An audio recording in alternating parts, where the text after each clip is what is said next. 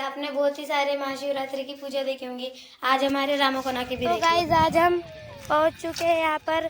यहाँ का रास्ता देख सकते हैं गाइज, कितना खतरनाक रास्ता है गाइज। यहाँ का देख सकते हैं हमारे साथी मंथन का घर। चलो गाइज ये देखो, देख सकते हैं गाइज आप, यहाँ पे इतना बड़ा मंदिर है गाइज।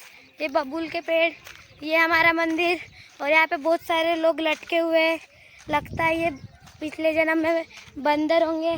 और ये हमारे दोस्त लोग आ रहे हैं गाइस साइड से, देख सकते हैं आप गाइस।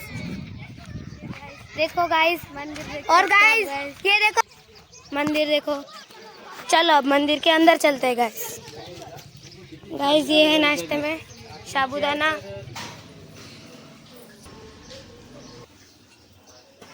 यहाँ पे पूजा हो रही है।